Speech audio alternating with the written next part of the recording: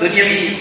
تبھی تو علی گڑھ یونیورسٹی سر سید نے جب قائم کیا تھا، دارالفتہ مکے سے ایک فتویٰ جاری ہوا بقول پروفیسر صاحب کے، فیضان مصطفیٰ صاحب کے، کہ ایک فتویٰ جاری ہوا مکے سے جس نے یہ مطالبہ کیا کہ علی گڑھ یونیورسٹی کو ڈیمولش کر دیا جائے.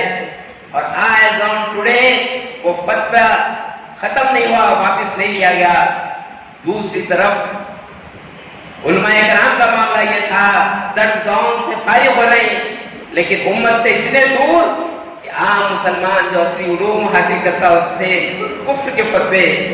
اور یہ بھی خاموش نہیں ماڈرن ایجوکیشن حاصل کرنے والے ہوں، انہوں نے کہا کہ علماء کرام کو تو گھڑی دیکھنے نہیں آتا. ایسے انتشار کے دور میں سید ابو العلا مودودی علیہ الرحمہ نے اپنے قلم کو اٹھایا، امت کو متوجہ کیا، تمہارے کرنے کے کام بتائے، کرنے کا طریقہ سامنے رکھا. آپ کی تحریروں میں ایک آرٹیکل یہ بھی نہیں آیا کہ ایک صالح جماعت کی ضرورت ہے جس کے ذریعے سے اجتماعی طور پر جدوجہد کے بعد اس ملک میں اس دین کو قائم کریں گے. اس تحریری آرٹیکل کے بعد، اس تحریر کے بعد سارے وقت کے سارے ہندوستان سے اہل علم متوجہ ہوئے اور مجتمع ہوئے، اور علماء کرام بھی تھے اس میں، اور دنیا کے مختلف میدانوں کے ایکسپرٹ بھی تھے.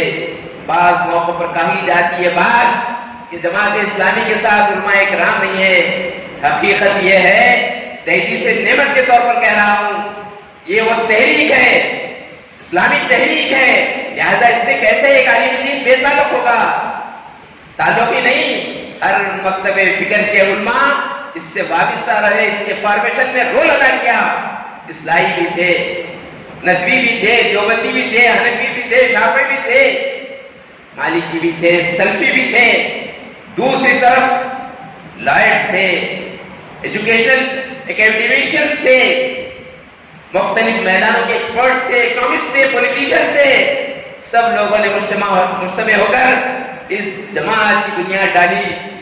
سفر کا آغاز ہوا، ملک کی صورتحال تبدیل ہوئی، ملک تقسیم کے بارڈر پر آ کر ٹھہر گیا.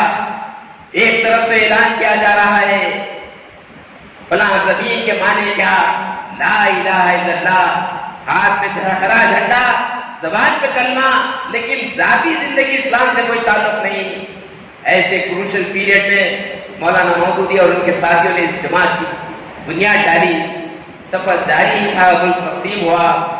تقسیم کے بعد جو اس ملک میں ہندوستان میں ارکان جماعت رہ گئے تھے، انہوں نے پھر سوچا کہ آخر اس کام کو کیسے کنٹینیو کیا جائے، مولانا ابو اللیث علیہ الرحمہ کو آگے بڑھایا جائے. یہ وہ شخصیت جس کے بارے میں حضرت مولانا علی میاں نے یہ بات کہی تھی کہ قرون اولیٰ کے مسلمانوں کو دیکھنا ہے تو ابو اللیث کو دیکھو. علی میاں نے یہ بات کہی تھی کہ وہ اگر عالم دین مولانا ابو اللیث سے اس سرگرمی کے علاوہ کوئی اور علمی سرگرمی ادا کرتے تو کئی لائبریریز قائم ہو جاتے. اس شخصیت نے آگے بڑھی اور کال کیا ہندوستان میں جو کچھ ارکان جماعت تھے وہ مجتمع ہو نارتھ انڈیا میں. ایسا کروشل، ایسے خطرناک حالات، لوگ ہجرت کے نعرے لگا کے گھروں سے نکل رہے ہیں. اسٹیشنوں پہ شہداء کا خون، ابھی اس کی خوشبو بھی ختم نہیں ہوئی تھی، ابھی اس تھپے بھی نہیں مٹے تھے. ابو اللیث نے نعرہ لگایا کہ آؤ پھر ایک بار اس سرزمین پر خدا کے پسندیدہ دین کو قائم اور غالب کریں گے. اس وقت کے اہل علم نے آپ سے رد ادا کیا اور کہا کہ ارے ابھی مذہب کے نام پر تو ملک تقسیم ہوا، ابھی تو خون خرابہ جاری ہے، کچھ وقت دیجیے اور اس کے بعد یہ کام شروع کیجیے. ابو اللیث نے جواب دیا، اس جسم میں جب تک روح رہے گی ہم دین کی اقامت کا کام کریں گے. لوگوں کو کال کیا گیا، مجتمع ہوئے لوگ، کچھ افراد کے تذکرہ کرتے رہتا ہوں میں اکثر. ایک شخصیت تھی محمد علی صاحب، کیرلا سے نکلی، جو کیرلا کے امیر حلقہ تھے، کیرلا کے ذمہ دار تھے. انہوں نے سفر کا ارادہ کیا اور نارتھ انڈیا پہنچا. کیفیت یہ تھی، وہ ایسی غیر معمولی شخصیت تھی کہ دین کے لیے انہوں نے اپنی جان اور مال کو قربان کر دیا تھا. جب اجتماع گاہ پہنچے لوگ پریشان ہو گئے، ارے شمال سے جنوب کیسے آئے اس حالت میں. اس وقت ابھی وہ قانون نہیں نافذ ہوا تھا، جو قانون ہتھیار رکھنے کے خلاف کا قانون ہے، وہ قانون ابھی جاری اور ساری نہیں ہوا تھا اس ملک میں، اس وقت مولانا نے قمیص پیجامہ اور ٹوپی پہنے ہوئے اجتماعات وقت لوگ گھیر دیے، انہوں نے بتایا